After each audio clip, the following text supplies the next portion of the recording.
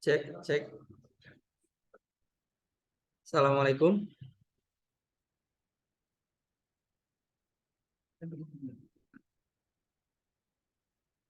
Assalamualaikum warahmatullahi.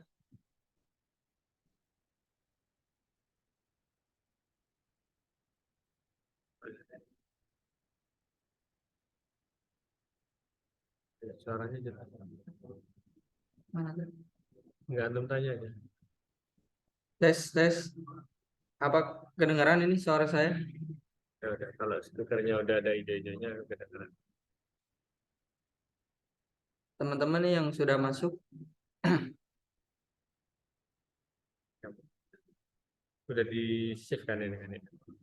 isi dulu. Udah di rekam kan? Mulai. Udah ada.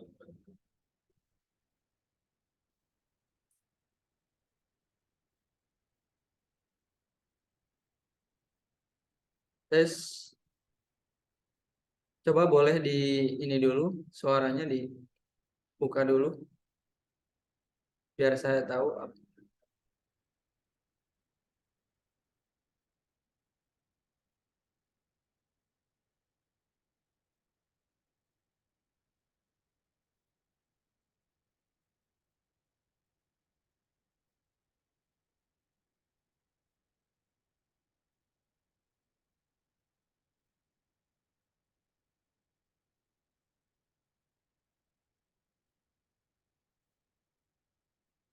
Tes, tes.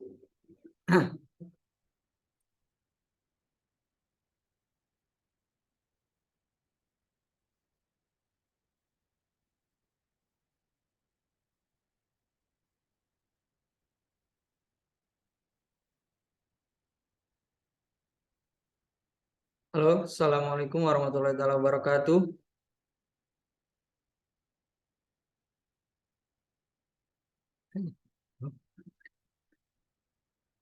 Aku mulai aja. Dia tuh biasanya di masjid gitu. Dengerin aja. Baik, bismillahirrahmanirrahim. Assalamualaikum warahmatullahi wabarakatuh. Alhamdulillah, alhamdulillahirabbil alamin, hamdan syakirin, hamdan amin. Salatan wassalaman ala Rasulillah. Baik, mubasaratan faqat na'am. Fayumkin ada liqa'an al-ula, liqa'an al-awwal, yakni li ta'allum walau kana faqat abrol internet ya. Walau kana faqat bi tatbiq Zoom.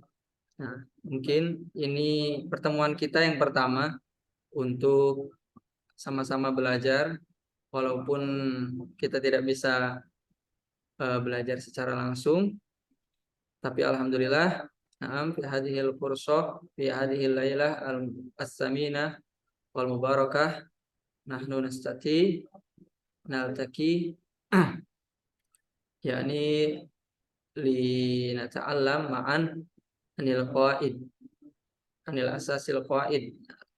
Kita bisa bertemu, bertatap muka, walaupun hanya dengan media Zoom, Zoom meeting. Nah, untuk sama-sama belajar di sini kita akan belajar tentang qawaid ya. Kama qad arsaltu, yakni al-maddah al-qawaid kullayom. Nah, sebagaimana sudah saya kirimkan materinya setiap hari.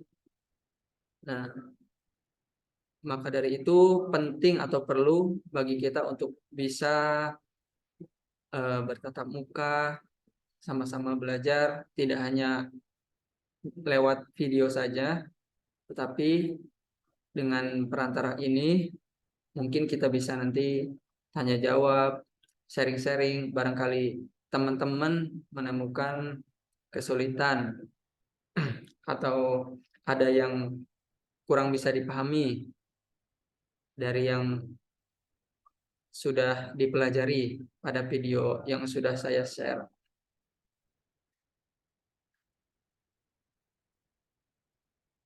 Walaupun banyak dari teman-teman yang belum gabung, nah kita mulai saja karena waktunya itu sangat sempit ya kalau untuk malam. Barangkali teman-teman mau segera beristirahat.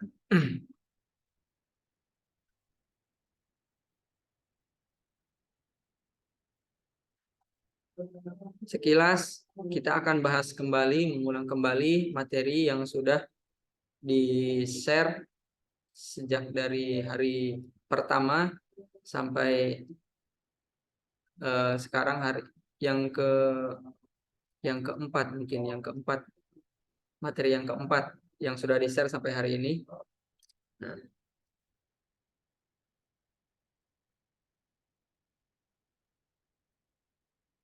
baik, awalan hayya nabda liqa'ana fi hadhil lailah bi qiraatil basmalah. Bismillahirrahmanirrahim.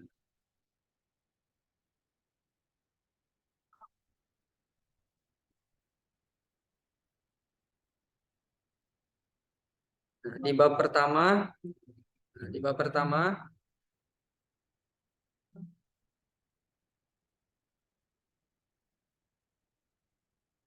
nah di sini kita akan bahas kembali terkait ta'rif lugo ya, ta'rif lugo atau definisi daripada bahasa itu sendiri. Dan sebagaimana kita ketahui bahwasannya bahasa itu kita gunakan dalam kehidupan sehari-hari untuk berkomunikasi. Nah, kita ini tidak terlepas dari yang namanya suatu bahasa. Dan di suatu tempat biasanya menggunakan bahasanya masing-masing. Seperti di Indonesia misalnya menggunakan bahasa Indonesia, atau di luar, di Arab menggunakan bahasa Arab. Seperti itu. Itu tujuannya untuk apa? Tidak lain, tujuannya yaitu untuk berkomunikasi. Nah, makanya di sini takrifnya ijmalan secara umum, al-lughah ya alatul ittisalat. Nah, bahasa itu adalah alat untuk berkomunikasi, alat berkomunikasi. Nah, adapun secara tafsilian al-lughah hiya nidhamun yusta'malu li ilqa'il ma'lumat kalaman wa kitabatan wa isyaratan. Nah, bahasa sendiri adalah suatu sistem yang digunakan untuk menyampaikan suatu informasi. Nah, informasi itu bisa berupa apa? Informasi itu banyak ya, bisa berupa kabar atau berita atau bisa juga ilmu pengetahuan. Nah, peringatan atau apapun itu. Nah, informasi disampaikan secara lisan, kalaman, wa kitabatan, dan secara tulisan, wa isyaratan, dan secara atau dengan bahasa isyarat, dengan isyarat. Bahasa disampaikan secara kalaman atau secara lisan, sebagaimana kita biasa gunakan sehari-hari, orang yang normal biasa gunakan sehari-hari, yaitu dengan mengobrol langsung, atau misalnya menggunakan handphone untuk menghubungi teman. Nah, itu secara lisan berkomunikasi. Misalnya di kelas seorang guru yang menyampaikan ilmu kepada muridnya, nah disampaikan secara lisan. Nah, jadi bahasa itu suatu alat yang digunakan untuk menyampaikan informasi. Nah, bisa secara lisan. Kemudian kitabatan. Nah, kitabatan selain dengan secara lisan, bisa juga disampaikan dengan secara tertulis. Nah, misalnya kalau di zaman-zaman dulu mungkin biasanya orang-orang menggunakan surat ya, menulis surat kita, atau bisa juga banyak menuangkan pikiran kita atau ide-ide kita ke dalam sebuah buku misalnya. Nah, kemudian nanti buku itu dibaca oleh khalayak ramai.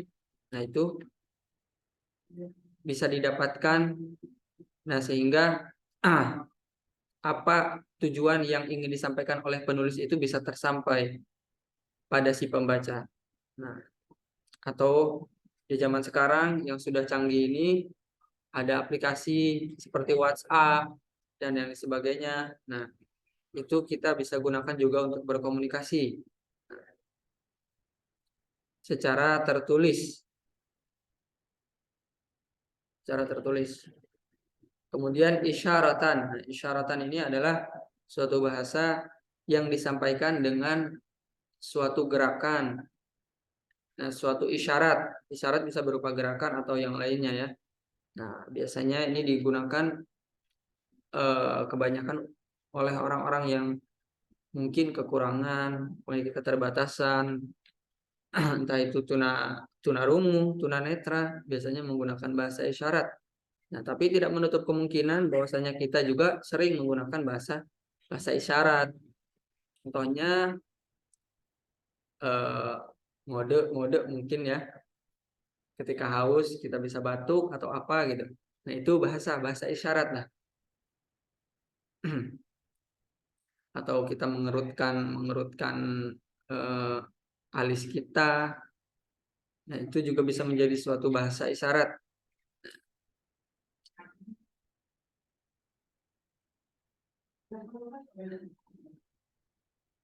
Nah, itu sekilas tentang takrif ya, takrif lugah. Jadi intinya lugah itu adalah suatu alat untuk berkomunikasi.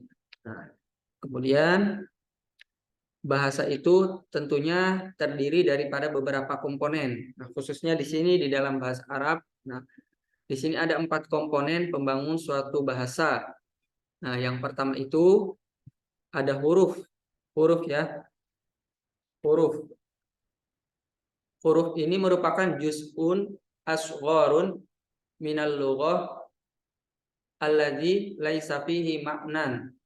Nah, huruf itu adalah juz'un asgharu minal lughah alladzi laisa fihi ma'nan. Huruf adalah bagian terkecil dari bahasa yang belum memiliki makna ya, belum memiliki makna. Contohnya di sini kayak huruf alif, ba, ta, jim, ha, dan seterusnya, atau yang biasa kita kenal huruf hijaiyah, atau bisa juga disebut huruf mabani ya. Huruf mabani itu apa? Huruf pembangun suatu kata. Contoh dari kata baitun. Nah, ketika diurai itu terdiri dari beberapa huruf, yaitu ba, ya, dan ta. Contohnya ba, ya, dan ta. Atau babun, pintu misalnya. Itu terdiri dari huruf ba, alif, dan ba. Nah, itu huruf-huruf itu adalah huruf-huruf pembangun, huruf-huruf mabani, membangun suatu kata. Atau biasa kita kenal dengan huruf hijaiyah ya, kalau di dalam bahasa Arab. Kemudian komponen yang kedua yaitu kalimat ya. Kalimat itu al-kalimah hiya juz'un asgharu minal lughah allazi fihi ma'nan. Sementara kalimat itu adalah bagian terkecil dari bahasa yang sudah memiliki makna. Nah, awas ya, ini berbeda. Kalimat itu dia sudah memiliki makna. Jadi simpelnya kalimat itu adalah kumpulan dari huruf. Huruf ketika dikumpulkan bisa membentuk suatu kalimat. Kalimat itu sama dengan kata kalau di dalam bahasa Indonesia. Kalimat itu sama dengan kata kalau dalam bahasa Indonesia. Contohnya babun. Nah, itu suatu kalimat. Babun artinya pintu. Nah, itu sudah memiliki makna. Bahwasanya babun itu maknanya pintu. Beda halnya dengan huruf, ketika alif, ba, ta itu belum memiliki makna. Kalau kalimat sudah memiliki makna. Kemudian contoh lainnya di sini kayak madrasah, kitabun, sayyarah, zahabun, roja'ah. Nah, cuma nanti di sini kalimat dia terbagi-bagi lagi. Kemudian syibhul jumlah. Nah, syibhul jumlah. Syibhu itu bermakna menyerupai. Nah, al-jumlah itu bermakna kalimat ya. Kalau di dalam bahasa Indonesia, jumlah itu sama dengan kalimat kalau di dalam bahasa Indonesia. Jadi jumlah itu merupakan susunan daripada kalimat ya. Nah, syibhul jumlah dia menyerupai jumlah. Bentuknya menyerupai jumlah, yaitu terdiri dari beberapa kumpulan kata. Jadi syibhul jumlah yaitu jam'ul kalimat atau kumpulan kata, jam'ul kalimat alladzi laisa fihi ma'nan kamilun, di mana dia belum memiliki makna yang sempurna. Makna yang sempurna itu seperti apa? Nah, ketika disebutkan atau dikatakan, nah itu maknanya masih belum sempurna, masih menimbulkan pertanyaan. Contoh, masalah ida aqulu fil madrasah. Ketika saya mengatakan fil madrasah, di sekolah, tiba-tiba saya mengatakan di sekolah ke si A contohnya. Di sekolah fil madrasah. Ya, kenapa di sekolah? Ada apa di sekolah? Nah, itu masih menimbulkan pertanyaan, belum sempurna. Atau tiba-tiba saya menyebutkan kitabun jadidun, buku yang baru. Ya, itu buku yang baru kenapa? Nah, itu masih menimbulkan pertanyaan. Maknanya itu masih belum sempurna. Nah,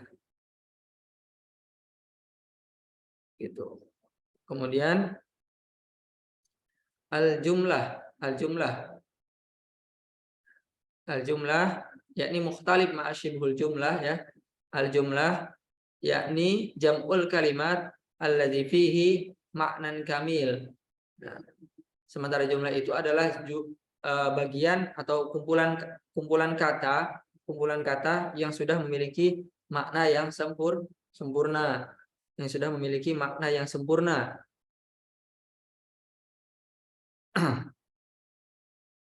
Contohnya di sini ja'al ustad telah datang seorang ustad atau seorang ustad telah datang ya. Biasanya pemaknaan jumlah itu jika didahului kalimat fi'il, nah kita terjemahkan subjeknya dulu. Ja'al ustad, seorang ustad telah datang misalnya. Nah, itu sudah bisa dipahami ketika kita menyebutkan ja'al ustad. Nah, tanpa harus bertanya lagi sudah kita pahami bahwasanya ustad telah datang. Atau huwa qalibun nasyidun, dia murid yang rajin. Dia murid yang rajin, ya itu sudah bisa dipahami bahwasanya dia itu murid yang rajin. Itu ya terkait asasul lughah. Nah, di sini untuk latihannya teman-teman, bagi yang belum mengerjakan, nah silakan nanti kalau ada waktu luang silakan untuk mencoba mengerjakan, biar saya tahu apakah teman-teman itu bisa memahami apa yang saya sampaikan atau tidak. Sini contohnya menerjemahkan tulisan, tentukan dan terjemahkan tulisan di bawah ini apakah termasuk huruf, kata, frase atau kalimat. Fi. Nah, fi ini dia termasuk huruf, kata, frase atau kalimat. Nah, fi ini nanti dia termasuk kalimat ya, kalimatnya kalimat apa? Kalimat huruf. Fi artinya apa? Di dalam. Nah, dia sudah memiliki makna. Kemudian minas suki. Contoh minas suki artinya apa? Dari pasar. Minas suki dari pasar. Nah, minas suki ini contoh dari termasuk huruf, kata, frase atau kalimat. Nah, di sini termasuk frase atau syibhul jumlah ya. Syibhul jumlah itu sama dengan frase. Nah, karena dia belum memiliki makna yang sempurna, tetapi sudah terdiri dari beberapa susunan kata. Di sini ada kata min dan asuk. Min itu kalimat huruf, dan asuk itu kalimat isim. Seperti itu nanti. Silakan untuk teman-teman yang sudah mengerjakan, sudah saya lihat dan alhamdulillah semuanya sudah benar.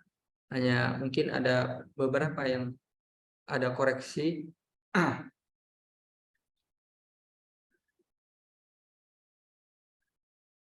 Kita lanjut pada adar susalis ya. Pada pelajaran yang ketiga yaitu al-kalimah. Al-kalimah di antara komponen bahasa tadi yang 4. Nah, kita akan fokus pada kalimat dulu. Al-kalimah. Ya, kalimat itu dibagi menjadi 3. Di dalam bahasa Arab kalimat dibagi menjadi 3. Nah, jadi kalau ada susunan bahasa Arab, entah itu di dalam Al-Quran, di dalam kitab, atau di dalam apapun itu, di dalam teks-teks berbahasa Arab. Nah, itu pasti terdiri dari 3 kalimat, yaitu isim, fiil, sama huruf. Jadi ketika nanti ada pertanyaan, ini kalimat apa? Pilihannya 3, kalimat isim, kalau nggak isim ya fiil, kalau nggak fiil ya huruf. Itu. Isim, fiil, huruf.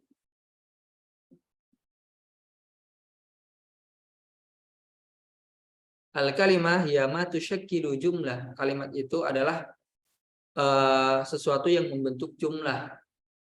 Kalimat itu sama dengan kata. Berarti kata itu adalah sesuatu yang membentuk suatu kalimat. Kalau di dalam bahasa Arab, kalimat itu adalah sesuatu yang membentuk jumlah. Jumlah kalau diurai terdiri dari kalimat. Contoh, ja'a Zaidun. Ja'a Zaidun. Nah, itu kalau diurai berarti ada berapa kalimat? Ada 2 kalimat. Ja'a dan Zaidun. Ja'a itu kalimat fi'il, Zaidun itu kalimat isim. Nah,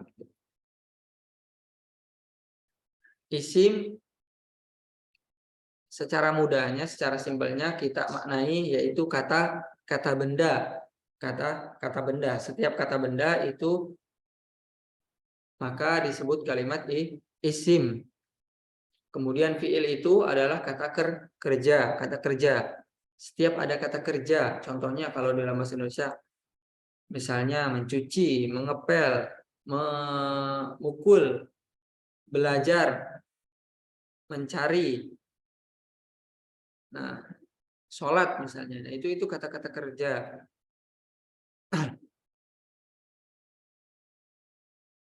Kemudian huruf, nah huruf itu adalah kata bantu ya, kata bantu. Dia bukan benda, bukan kata benda dan bukan kata kerja.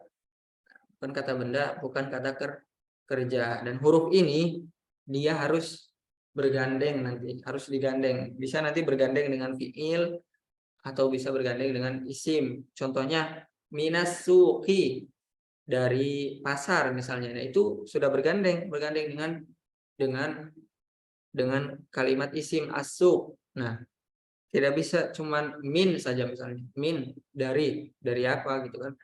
Nah, minas suq dari pasar.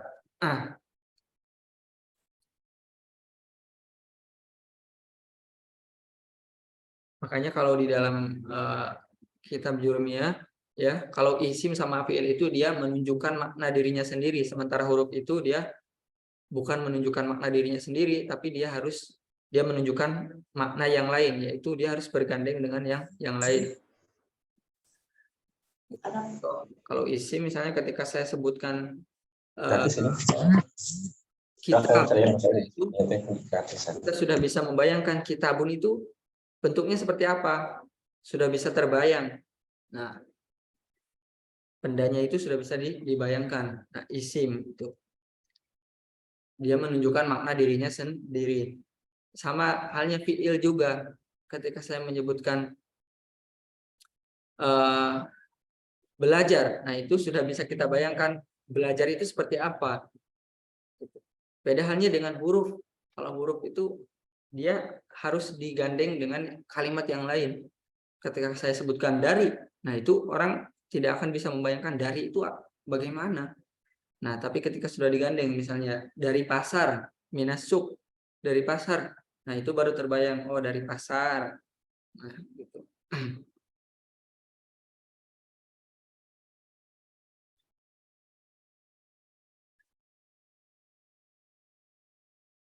Oke, kita lanjut pada pembahasan tentang isim ya.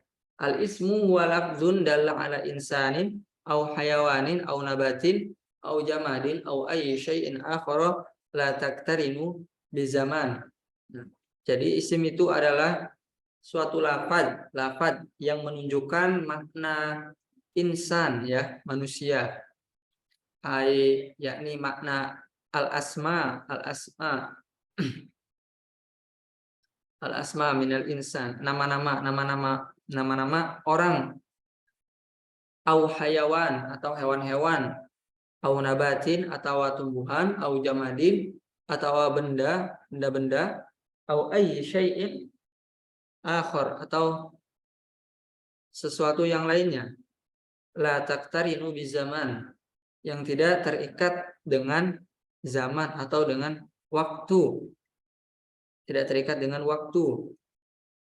Nah, contohnya di sini yang menunjukkan alladzi yadullu alal insan, yang menunjukkan terhadap manusia, yaitu Ahmad, misalnya Ahmad. Nah, itu merupakan nama, ya, nama orang Ahmad. Nah, maka itu termasuk kalimat isim. Dan ini nama ini tidak terikat dengan zaman. Ahmad. Nah, zaman sendiri kan dibagi menjadi 3, ya. 3. Ada zaman madi, ada zaman hal, dan istiqbal. Nah, zaman madi itu zaman yang telah lampau, yang sudah berlalu.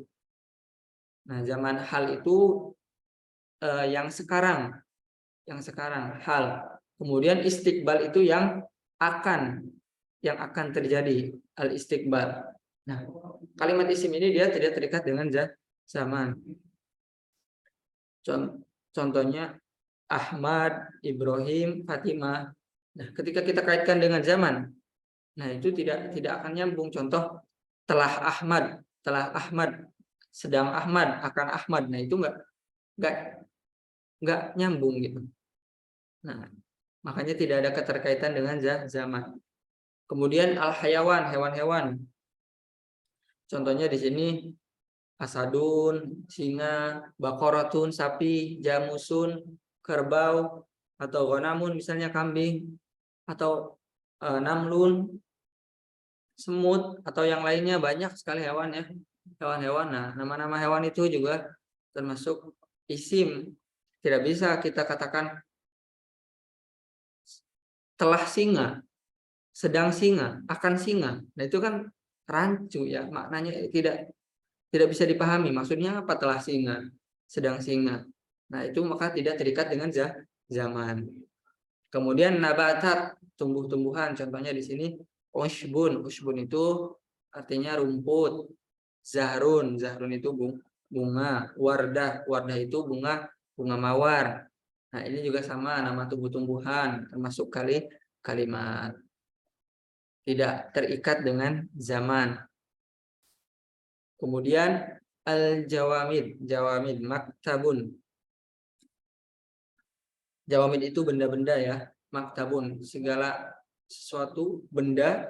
Nah, itu nanti masuk pada isim. Contohnya maktabun, meja, jidarun. Jidarun itu tembok, kursiun, kursi, kurosatun, misalnya buku tulis, babun, pintu, saburatun, papan tulis. Nah, itu nama-nama benda. Tidak bisa kita katakan telah meja, kemudian sedang meja, akan meja. Nah, itu tidak bisa kita katakan seperti itu, karena tidak terikat dengan zaman. Beda hanya dengan pekerjaan. Nanti kata kerja, yang membedakan isim dengan fi'il itu nanti salah satunya adalah kalau fi'il itu dia terikat dengan zaman, kalau isim dia tidak terikat dengan zaman. Contoh kalau fi'il itu misalnya suatu perbuatan apa, ya, misalnya belajar. Nah, itu bisa nanti setelah belajar, sedang belajar, atau akan belajar. Nah, itu ketika dikaitkan dengan waktu itu cocok itu. Jadi fi'il itu memang berkaitan dengan zaman, baik itu zamannya madi, hal, ataupun istiqbal. Dan nanti berubah seiring zaman. Ketika telah belajar, ta'allama. Ketika sedang belajar, ya ta'allamu, atau akan belajar, saya ta'allamu, misalnya.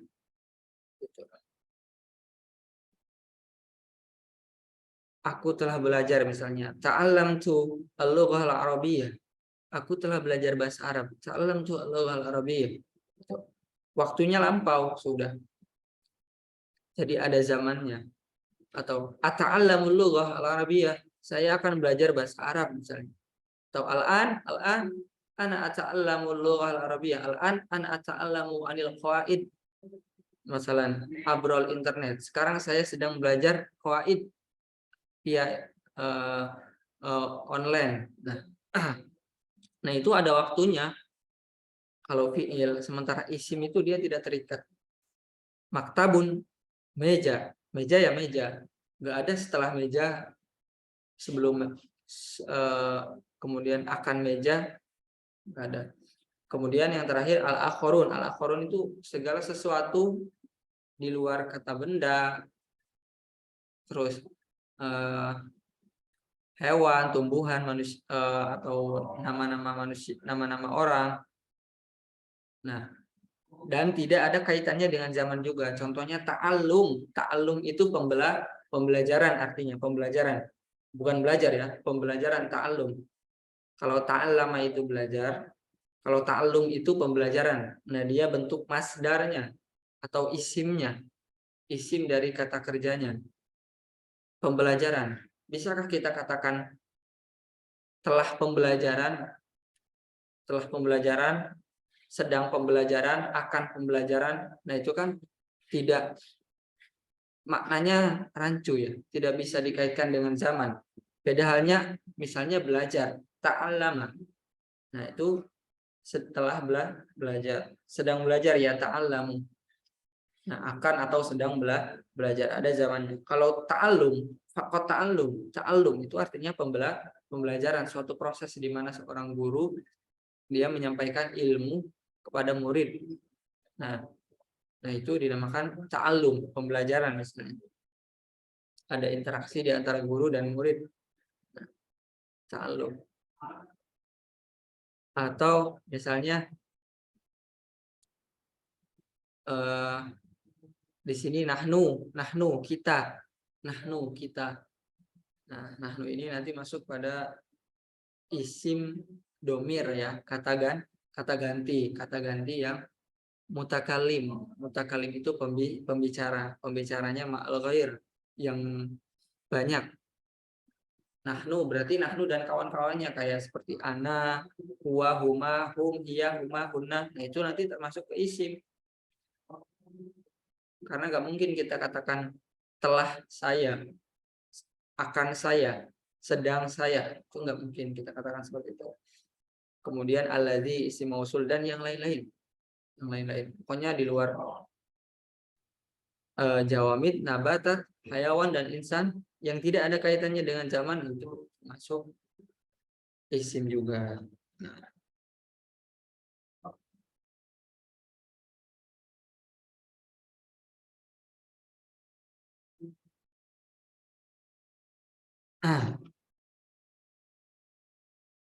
Nah,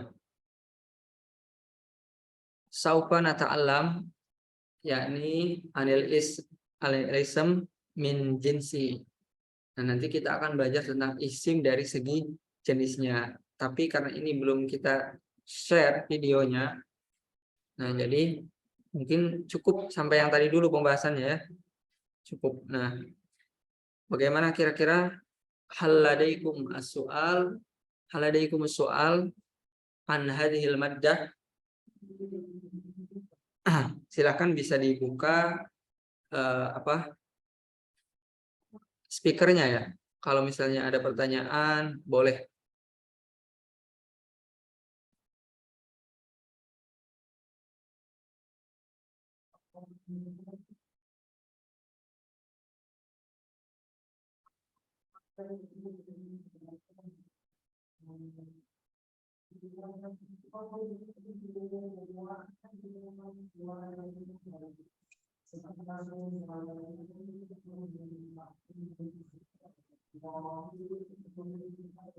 Ini apa nggak ada suaranya?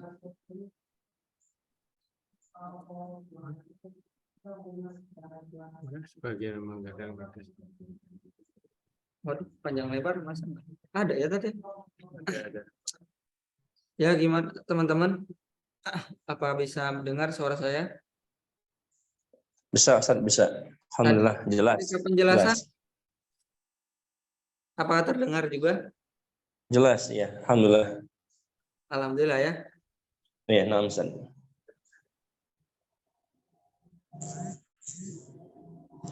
Ya, sekarang barangkali ada yang mau ditanyakan, kita sesi tanya jawab aja.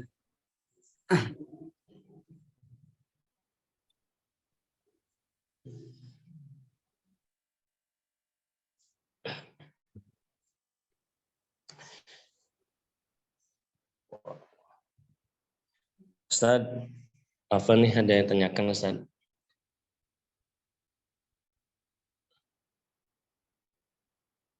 Halo? Iya, ya. Assalamualaikum. Waalaikumsalam. Ya, gimana? Ya, Ustaz, ini untuk apa? Untuk makna huruf. Anak masih belum paham tuh untuk makna huruf. Makna huruf ya. Iya.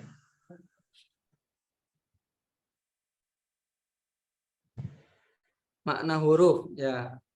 Kalau huruf sendiri, nah kalau kita merujuk ke kitab Jurmiyah ya, kalau huruf itu adalah eh, dia yang tidak memiliki alamat atau tanda daripada isim sama fiil. Nanti kan ada isim itu ada tanda-tandanya, kemudian fiil juga ada tanda-tandanya. Nah, di antara tanda-tandanya itu nanti misalnya isim itu tandanya dia bisa kemasukan al atau bisa juga bertanwin, dan juga dia bisa kemasukan huruf jer atau bisa dijerkan. Nah, itu tanda-tanda isim misalnya. Kalau yang di kitab Jurmiyah ada 4. Kemudian fiil juga nanti ada tanda-tandanya. Nah, nanti huruf itu adalah yang tidak memiliki tanda. Jadi huruf itu tidak punya tanda. Nah, Ya, ya. tidak ada tanda isim, tidak juga ada tanda fiil. Nah, itu nanti dikategorikan ke huruf. Huruf ya. Ya. Jadi huruf itu sendiri Ya. Nah, Ustaz. Jazakallah. dia menunjukkan maknanya itu bukan pada dirinya sendiri, tapi pada diri yang lain. Makanya dia harus digandeng dengan kalimat yang lain, entah itu dengan isim atau dengan fiil. Iya.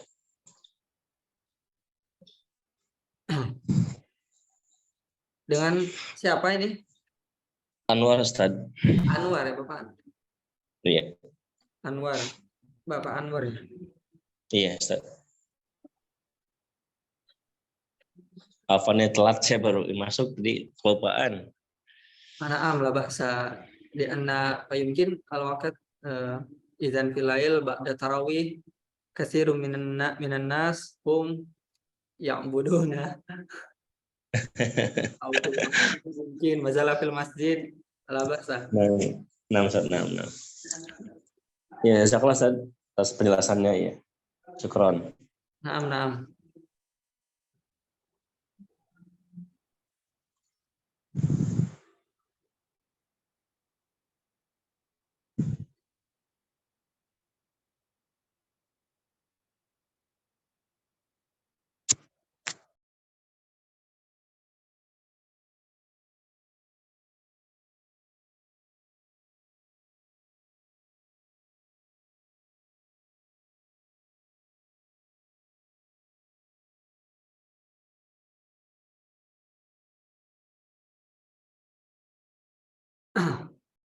Ya, gimana? Ada lagi yang mau bertanya?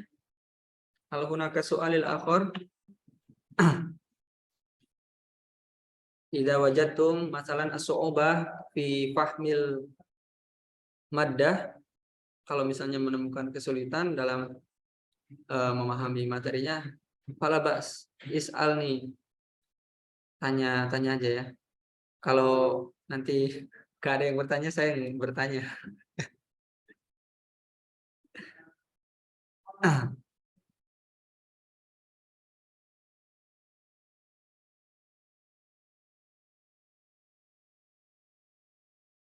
Eh,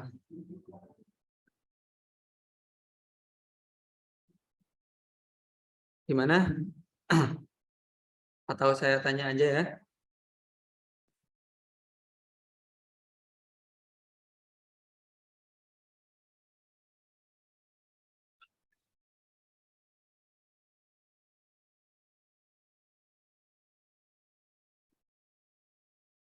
Coba Bapak Ade Ruhiyat, Bapak Ade Ruhiyat. Masya Allah beliau ini salah satu yang rajin mengerjakan tugasnya ya. Bapak Ade Ruhiyat coba. Halo?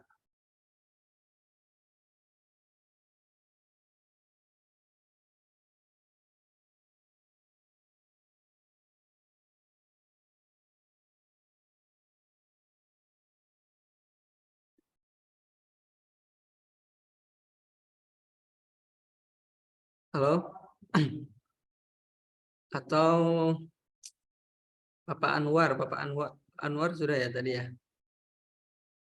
Bapak Kholis, Bapak Kholis. Bapak Kholis mana?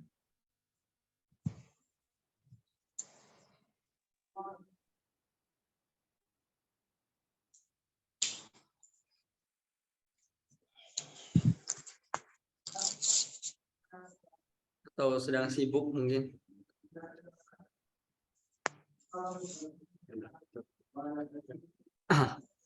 Gimana? Ada yang ingin ditanyakan lagi? Terkait pengumpulan tugas, ya silakan teman-teman kalau ada waktu luang ya disempatkan untuk mengerjakan ya.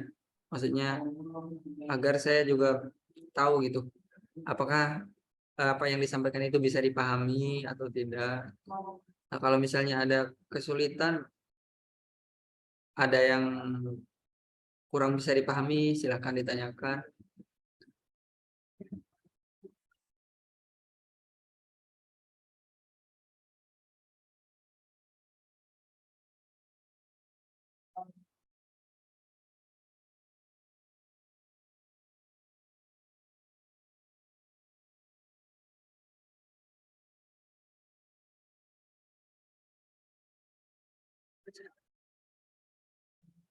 Ya, sekali lagi ada yang mau ditanyakan atau sudah kita cukupkan pertemuan malam hari ini?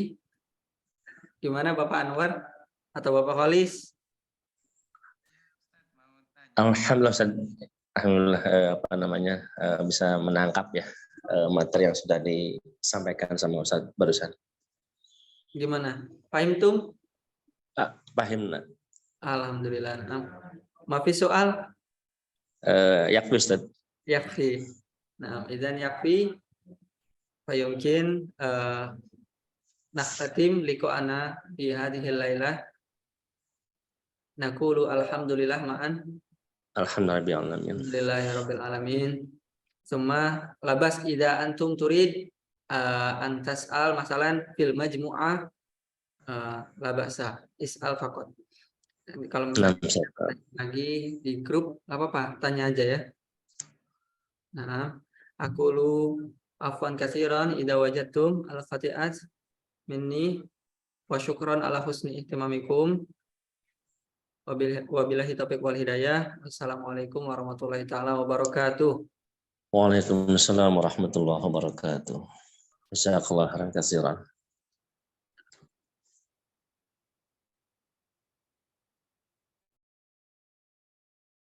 Ini langsung ini.